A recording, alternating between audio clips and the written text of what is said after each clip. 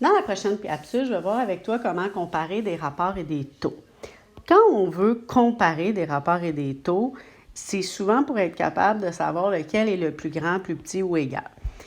Donc, on va faire des exemples pour comprendre comment le faire. Donc, l'exemple 1, on te demande de comparer la mesure de la base à la mesure de la hauteur dans les deux rectangles. Fait que la première chose à faire, ça va toujours être d'écrire tes rapports ou tes taux. Dans ce cas-ci, ça va être un rapport parce qu'on compare la mesure d'une base à la mesure d'une hauteur. Donc, dans les deux cas, c'est des mesures. Fait que je vais écrire mesure de la base comparée. Donc, sous forme de fraction, parce que c'est plus facile de comparer sous forme de fraction, à la mesure de la hauteur. Une fois que j'ai écrit comme ma fraction de base avec les informations, là, je vais remplacer avec les valeurs. Fait que dans le rectangle A, bien, la mesure de la base, c'est 10 cm. Et comparé à la mesure de la hauteur, c'est 5 cm. Et là, je vais aller faire mon rapport pour mon rectangle B. Le rectangle B, sa base, c'est 20 cm et sa hauteur, c'est 10 cm. Donc, j'ai fait deux fractions. Et là, le but, c'est comme un peu quand on le faisait en secondaire 1, on veut comparer des fractions. Comment on peut comparer des fractions? On a vu différentes stratégies en secondaire 1. C'est aussi ces stratégies-là qu'on va revoir. La première stratégie, quand on voulait comparer des fractions, on a vu qu'on pouvait mettre en secondaire 1 sur le même dénominateur. Donc, et là, quand on va avoir le même dénominateur, on pourra être capable de comparer nos numérateurs pour savoir lequel est le plus grand, plus petit ou égal. Fait que dans ce cas-ci, j'ai un dénominateur qui est 5 cm, puis l'autre qui est 10. Fait que j'aurai le choix de mettre ma fraction sur 5 ou sur 10. N'importe quel qui va bien aller. Moi, je vais prendre le plus grand, donc je vais mettre 10. Fait que si je veux mettre tout sur 10 cm, bien, la première fraction, je vais pouvoir faire fois 2 au numérateur et fois 2 au dénominateur pour obtenir 10. 5 fois 2, ça fait 10. Donc, je vais pouvoir faire mon numérateur 10 fois 2, ça me fait 20. Et ma fraction suivante était déjà sur 10. Fait que j'ai rien à faire. Et là, quand je les regarde, bien maintenant, quand mon dénominateur dans les deux cas est 10 cm, mes numérateurs sont les mêmes. Donc, mes fractions sont équivalentes. Fait que je viens de prouver que ma fraction du départ, que j'ai mis en vert, bien, c'est équivalent parce que le rouge l'a prouvé. Ça, c'est la première stratégie. La deuxième, que je vais changer de couleur pour faire la distinction pour toi. Ma deuxième, je peux faire les nombres décimaux. Fait que quand je veux faire les nombres décimaux, bien, je vais faire la fraction, la division. Donc, je vais faire 10 divisé par 5. Fait que 10 divisé par 5, si je fais la division, ça me donne 2.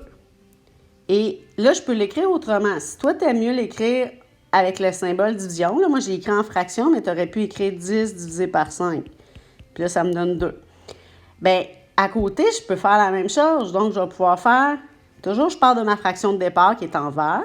Je vais pouvoir faire 20 divisé par 10, ça donne 2. Donc, comme j'obtiens le même résultat aux deux, ça vient prouver que ma fraction à la base, bien, sont égales. Donc, mes rapports des mesures de la base à la mesure de la hauteur pour le rectangle A et B sont égaux. Donc, je peux aller l'écrire comme ça. Fait que je peux conclure avec le signe égal avec mes deux rapports de départ. Fait que ça, on a deux stratégies. Toujours même dénominateur ou nombre décimaux. On va aller faire l'exemple suivant et on va voir, on va utiliser les mêmes stratégies. Fait que quand on veut comparer, là, c'est toujours les deux stratégies, une ou l'autre. Tu as le choix, là. Si toi, tu aimes mieux les nombres décimaux, tu peux. Si toi, tu aimes mieux les fractions équivalentes, tu peux. Des fois, une est plus facile que l'autre. Ça va être vraiment libre à toi. En autant que ça soit clair puis je comprenne toujours ce que tu fais. Prochain exemple. Là, je veux comparer le rapport de la quantité de jus restante à la quantité de jus totale dans les deux bouteilles. Donc, je vais toujours commencer par écrire mes choses. Ça veut dire que je veux le jus restant comparé à la quantité de jus total. Donc, je vais juste rajouter quantité devant. Quantité de jus restant à la quantité de jus total. Là, une fois que je l'ai fait, je vais prendre pour chacun de mes contenants. Le premier, la quantité de jus qui reste. Donc, qui reste, c'est ça ici. On dit qu'il reste ça, là. Donc, il reste 600 millilitres. Comparé au total. Mais là, le total, il était exprimé en litres. Mais on sait que des litres, on est capable de transformer ça en millilitres. Parce que c'est un peu comme le même tableau de transformation que les mètres. Fait que, tu sais, on a vu, souvent, on a travaillé kilomètre, hectomètre, mais les litres, c'est la même chose. C'est kilolitres, hectolitres, ensuite, décalitres, litres, décilitres, centilitres et millilitres. Et là, si je veux convertir, bien, j'ai 2 litres. Donc, j'en ai 2 et je les veux en millilitres. C'est le même principe que quand on faisait nos transformations d'unités de mesure de mètre à millimètre. Donc, ça veut dire que dans 2 litres, c'est équivalent à 2000 millilitres. Donc, je vais pouvoir venir dire qu'il reste 2000 millilitres. Toujours faire attention quand tu vas écrire tes rapports d'avoir les mêmes unités de mesure. Dans le contenant suivant, là, on sait que dans mon contenant au départ, il y a 1 litre. Mais 1 litre, c'est combien de millilitres? C'en est 1000 millilitres. Mais là, on sait ce qu'elle a bu. Mais nous, ce qu'on a besoin de savoir, c'est pas ce qu'elle a bu, mais c'est ce qui va rester. Donc, il va falloir que je fasse le calcul. Au début, on en avait 1000. Elle en a bu 400. Donc, il reste 600 millilitres. Et là, je vais pouvoir faire mon rapport. Fait que mon rapport, ça va être 600 millilitres comparé à ce qu'il y avait au début, qui en avait 1000 millilitres. Et là, maintenant, mon but, c'est de comparer. Tantôt, j'ai dit, il y a 2 stratégies. La stratégie 1, même dénominateur.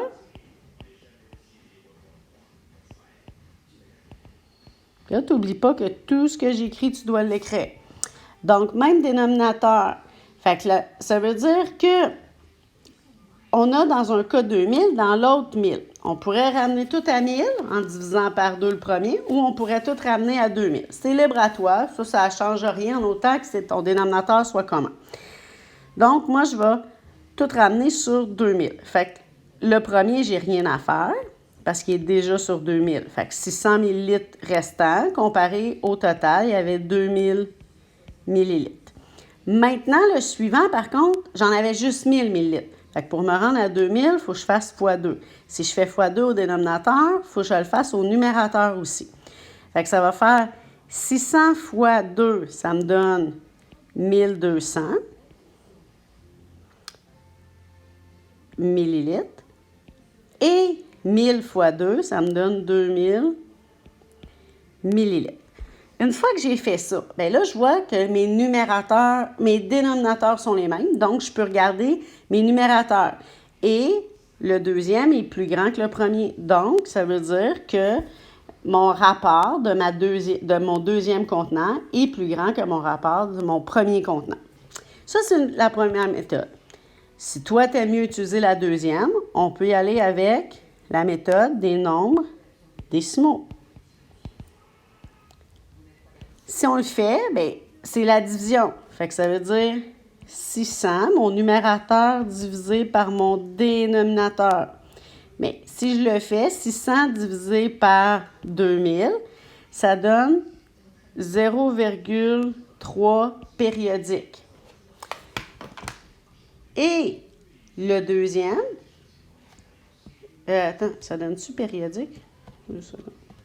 Je me suis trompée. Ça donne juste, il n'y a pas de période.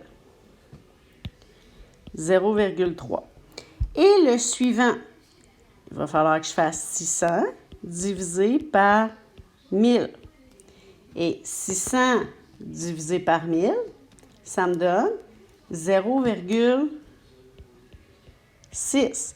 Donc, si je compare, mon deuxième nombre décimal est plus grand que mon premier. Donc, ça implique que je suis capable de dire que mon deuxième rapport était plus grand que mon premier, ou le premier est plus petit que le deuxième. Donc, c'est ce symbole-là qu'il faut que je mette entre mes deux rapports.